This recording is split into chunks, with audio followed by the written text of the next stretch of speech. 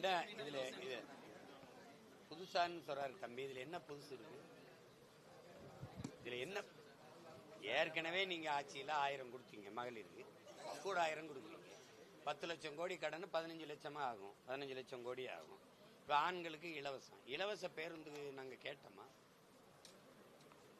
சொல்லுங்க. ஏற்கனவே 1 லட்சம் கோடி இழப்புல போகுது. இப்ப இலவசமா கொடுக்குற காசை எங்க இருந்து எடுப்பிய? எங்க இருந்து? இதெல்லாம் நல்ல திட்டமா நஷ்டமா?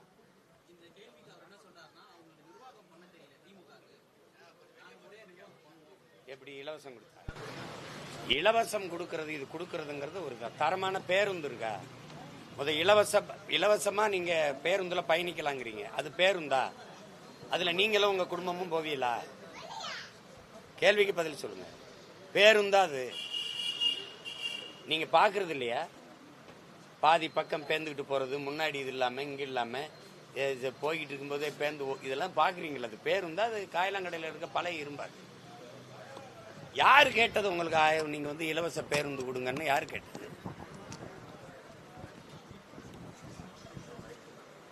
யாரு கேட்டது? இலவச பேருந்துல போறதுக்கு என்ன மரியாதை கொடுத்தீங்கன்னு பாத்தீங்கல்ல? மகளிர்லாம் சொல்லலையா? ஓசியில் தானே வர, நின்று வாருன்னு சொன்னதெல்லாம் கேட்டது இல்லையா? அப்புறம் இதெல்லாம் ஒரு நலத்திட்டம்னு சொல்ல வரீங்களா? வீடு ஏற்கனவே அம்மா வந்தா அம்மா வீடு, ஐயா வந்தா ஐயா வீடுன்னு கட்டி கொடுத்துட்டு தான் இருந்தீங்க. அந்த வீட்டில் நீங்க குடியிருப்பீங்களா? இல்லை உங்க பிள்ளைகள் யாராவது இருப்பாங்களா? அது வீடா கோழிக்கூடா? கொஞ்சம் பெரிய கோழிக்கூடு, அவ்வளவுதானே. புதுசா ஏதாவது சொல்லுங்க, ஆக்கப்பூர்வமா ஏதாவது சொல்லுங்க. இலவச பேருந்துல தரமான பேருந்து வருது, நானே கட்டணம் எடுத்துக்கிட்டு பயணிக்கிற வசதி எனக்கு தர சொல்லுங்க. 1000 ரூபாயில 2000 கூட இல்ல, மாசம் 20,000 ஈட்டிக் கொள்ளக்கூடிய வேலை வாய்ப்பை என் தாய்மார்களுக்கு கொடுக்க சொல்லுங்க. பண்டிகை நேரத்தில் பிரதமர் நரேந்திர மோடி தமிழ்ல வாழ்த்து சொல்றாரு. ஆனா தமிழர்களுக்கு எதுவுமே பண்ணாம இருக்கிற தொடர்ச்சியா விமர்சனங்கள் வந்துட்டே இருக்கு.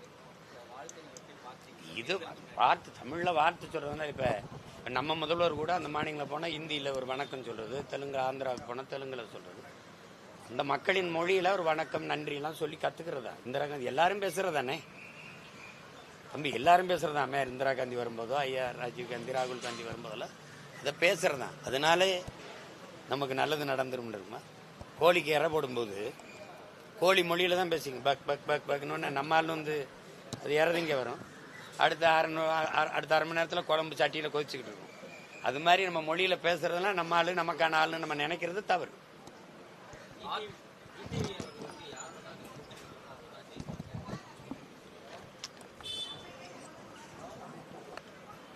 அது ஐயாவுடைய நம்பிக்கை, அவருடைய முடிவு. அதுல என்ன சொல்றது? இப்ப நான் யாரோட கூட்டணி வைக்கிறேனோ அந்த கூட்டணி கட்சி தோத்து போகும்னு சொல்ல முடியுமா? ஒரு தலைவர் ஜெயிக்கும் தான் சொல்லணும். அப்பதான் அவரை நம்பி நிற்கிற தொண்டர்கள் உற்சாகம் அடைவாங்க. ஒரு தலைவன் அப்பதான் அப்படிதானே சொல்லணும். அதான் அவருடைய கருத்தை. அதை நம்ம நான் ஏற்கிறேன். போய் பேசிட்டு கொண்டு ஆட்சி அதிகாரத்தில் பங்கு அப்படின்ற கோரிக்கை இந்த சட்டமன்ற தேர்தலில் மிக அதிகமா பேசப்பட்டு வருது. யாரு ஆட்சி அதிகாரத்துல பங்குன்னு சொல்றது? இல்ல, ஆட்சி அதிகாரத்துல பங்குன்னு சொல்றது யாரு? காங்கிரஸ் கேட்கிறாங்க. திமுக அலைன்ஸ்ல இருக்கிறாங்க. அதிகமா பேசப்படுது. எப்படி அது தெரியல. ஆட்சி அதிகாரத்தில் பங்குன்னா உங்க கொடுக்கறதும் கொடுக்காதும் அவங்க கூட்டணியில் இருக்கிற கட்சி தலைமைகள் எடுக்க வேண்டிய முடிவு. அதில் நம்ம போய் கருத்து சொல்ல முடியாதுல்ல. இன்னைக்கு டெல்லியில மீட்டிங் போகுது சார். அதான் இந்த தேர்தல் எப்படி இருக்கும் நீங்க கணிக்கிறீங்க சார்? ஏன்னா உங்களுடைய நிலைப்பாடு ஆட்சி முறையில் மாற்ற வேண்டும் நீங்க சொல்றீங்க. நான் சொல்றதுன்னு இல்லை, உங்களுக்கு அது ஏற்புடையதா இருக்கா இல்லையான்னு. ஏன்னா இங்க ஆள் மாறுது, ஆட்சி மாறுது, ஆனா எந்த இதுவுமே மாறல. அப்படியே இருக்கு. இங்கேயும் ஊழல் இருக்கு, இங்கேயும் ஊழல் இருக்கு, கமிஷன் இங்கேயும் கமிஷன், இங்கேயும் சாராய கடை இருக்கு, இங்கேயும் சாராய கடை, இங்கேயும் மின் தட்டுப்பாடு, இங்கேயும் தட்டுப்பாடு, சரியில்லாத சாலை, இங்கே உங்களுக்கு புரியுது, சரியான போக்குவரத்து இல்லை, இங்கேயும் கல்வி தரம் உயர்த்தப்படலை, மருத்துவ தரம் உயர்த்தப்படலை.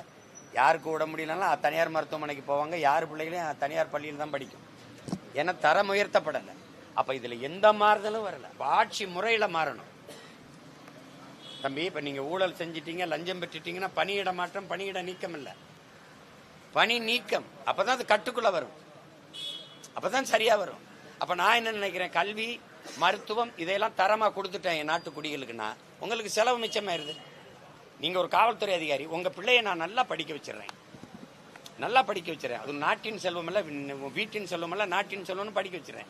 உங்கள் தாய்க்கு முடியல, அவள் வீட்டின் தாய் இல்ல, நாட்டின் தாய், தேசத்தின் தாய்னு நான் மருத்துவம் பார்த்துறேன். ஒரு ரூபாயிலிருந்து 1 கோடி வேற நான் வைத்தியம் பார்க்குறேன். அப்ப அந்த செலவு தரமான மருத்துவத்தை கொடுத்துறேன். அப்ப உங்களுக்கு செலவு மிச்சம். அப்ப நீ 26,000 சம்பளம் வாங்கினீங்கன்னா மேல உங்களுக்கு வருவாய்க்கு அதிகமா கைவிட்டு பெற வேண்டிய தேவையில்லாம போயிருது.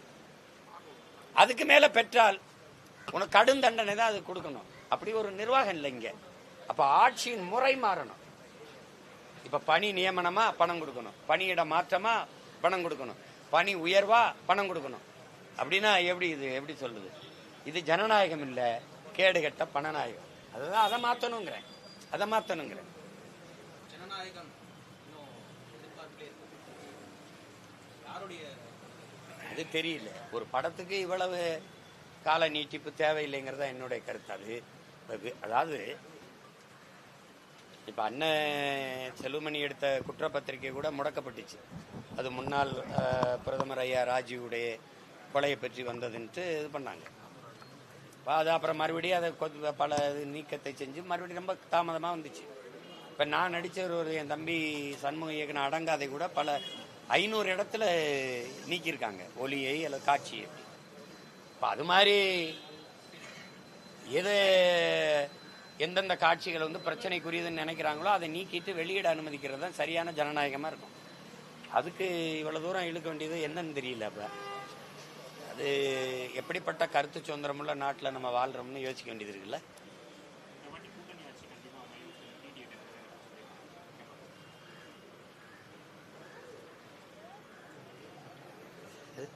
நான் என்ன சொல்றது?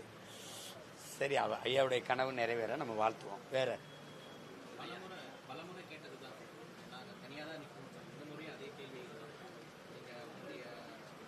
இப்ப தனியா நிக்கல, கூட்டமா இருக்கிறாங்க. தேர்தலில் அண்ணன் தனியா தான் போட்டிடுறேன். இப்ப பிப்ரவரி 21 மாநாட்டில் எல்லாரும் அறிவிக்கிறேனே, போட்டி தனியா தான் போட்டிடுவேன். இப்ப நீங்க சொல்லுங்க, அண்ணன் யாரோட கூட்டணி வைக்கலாம் சார்? ரொம்ப நாளா கேட்டுக்கிட்டு இருக்கீங்களா? ஜெயிக்கிறவங்க கூடனா அண்ணன் ஜெயிக்கிறவங்க கூட என் கூட வந்து வா. ஜெயிக்கிறன்னா சரியானதை செய்யணும், எளிதானதை செய்யக்கூடாது. ஜெயிக்கிறவன்னா எதுக்கு அவங்க ஜெயிக்கணும்னு சொல்லு. 1000 2000 கொடுக்கவா? எதுக்கு ஜெயிக்கணும்னு சொல்லு. அந்த கட்சிகளோட சேர முடியும்னு வாய்ப்பு இருந்தா நான் தனியா கட்சி ஆரம்பிக்க வேண்டியது இல்லையே. இப்ப கூட சொன்னல, அந்த வீடே நல்லா தான் இருக்குன்னா தனியா வீடு வேண்டியது இல்லையே, அங்கே இருக்கலாமே. அப்ப தனியா நான் ஒரு கட்சியை வச்சிருக்கேன்னா என்னுடைய கொள்கை, என் நிலைப்பாடு வேற, தனித்து. அதனால என் பாதை வேற. என் பாதை சொர்க்கத்துக்கு கூட்டிட்டு போகுது என் மக்களை. அது பன்னெடுங்காலமா நரகத்துல வச்சு அழுத்துது என் மக்களை. அதனால அங்க நான் போக முடியாது. வராம எப்படி இருக்கும் தம்பி? இது எப்படி இருக்கும்? 1 விழுக்காடு 2 விழுக்காடு வாக்கு வச்சிருக்கவங்களுக்கு இவ்வளவு வாய்ப்புகளும் சீட்டும் நோட்டும் பேரம் பேசப்படும் போது எனக்கு பேசியிருக்க மாட்டாங்கன்னு எப்படி நம்புறீங்க? நான் அதை விரும்பல, அதை செய்ய மாட்டேன், அந்த தவறை செய்ய மாட்டேன். படிப்பறிவிலும் மேலானது பட்டறிவுங்கிற நோக்கத்தை கொண்டவன், நான் கொள்கையை கொண்டவன். என் முன்னவர்கள் பட்டதுல இருந்து நான் இப்ப குறிப்பா ஐயா விஜயகாந்த் அவர்களுக்கு 10.5 விழுக்காடு வாக்கு இருந்துச்சு தனியா நிற்கும் போது. இன்னைக்கு என்ன வாக்கு இருக்குன்னு நினைக்கிறீங்க? காரணம் இங்க கூட்டணி வச்சதுனால குறையுது. நம்பிக்கை இழக்கிறோம், தனித்துவத்தை இழக்கிறோம். அதை நான் இழக்கக்கூடாதுன்னு நினைக்கிறேன். அது வெறும் தேர்தல் அறிக்கை தானே, புதுசா ஒண்ணும் இல்லையே. இந்த 1000 ரூபாய் கொடுத்ததுல கூட 1000 கொடுக்கறதுங்கிற ஒரு அறிக்கை இல்லை, அது ஒரு அறிவிப்பு. ஆனால் அண்ணன் தேர்தல் அறிக்கை கொடுக்கல, எலெக்ஷன் மேனிஃபெஸ்டோ இல்ல. ஆட்சி எப்படி நடக்கும், எப்படி நடத்தணும்னு ஒரு எப்படி சொல்றது, பைபிள் பகவத்கீதை குர்ஆன் மாதிரி ஒரு அப்படி கொடுக்குறேன். அது ஒரு இது ஒரு இது மாதிரி கொடுக்குறேன். நான் இல்லைனாலும் நீங்க ஆட்சி செய்யலாம். படிச்சு அண்ணன் சொல்லிக்கிறது சரியா தானே இருக்குது, இதை வச்சு ஆட்சி செய்யலாமே. கல்விக்கேற்ற வேலை, வேலைக்கேற்ற சம்பளம், அதை கொண்டு வாழ்கிற பெருமை மிக்க வாழ்வுங்கிறார். இலவசத்தை ஒழிப்போம். கையேந்தும் போது தன்மானத்தை இழக்கிறான். தமிழ் பேரினம் அவமதிக்கப்படுதுன்னு நினைக்கிறேன். இந்த இலவசம் வளர்ச்சி திட்டம் இல்ல, கவர்ச்சி திட்டம், வீழ்ச்சி திட்டம்ங்கிறேன். வளர்ச்சி திட்டம் இல்லைங்கிறேன். இலவசத்தால எந்த வளர்ச்சியும் காண முடியாது. இலவசத்துல இழக்கிற பணத்தை எங்கிருந்து ஈட்டுறாயின்னு கேட்டா பதில் ஒன்றை இருக்காது. இலவசம் பெற வேண்டிய ஏழ்மை வறுமையில் இல்லாம மக்களின் வாழ்க்கை தரத்தை உயர்த்தணும். அதுதான் கனவா இருக்க முடியும். அதுக்கான வழியை நான் சொல்றேன். அப்ப நீ அதுபடி ஆட்சி செய்யலாம். அதுதான் நான் கொடுக்க போறேன். 16ல் கொடுத்தேன், 21ல் கொடுத்தேன், இப்ப 26ல் கொடுப்பேன். புத்தகமாகவும் கொடுப்பேன், இந்த மாதிரி காணொலி ஆவணமாகவும் போட்டு காட்டுவேன். என் ஆட்சியில பேருந்து எப்படி இருக்கு, என் ஆட்சியில பள்ளிக்கூடம் எப்படி இருக்கு, என் ஆட்சியில சாலை எப்படி இருக்கு, என் ஆட்சியில் மின் உற்பத்தி விநியோகம் பகிர்ந்தளிப்பு எப்படி இருக்கு அதை ஏன்னா நான் சொல்லும்போது உங்களுக்கு கற்பனைக்குள்ள ஓடலைன்னா நான் போட்டு காட்டுறேன். கொஞ்சம் பொறுமையா இருங்க, இன்னும் 1 மாசம் தான் இருக்கு. நன்றி நன்றி. நான் பார்த்து போங்க.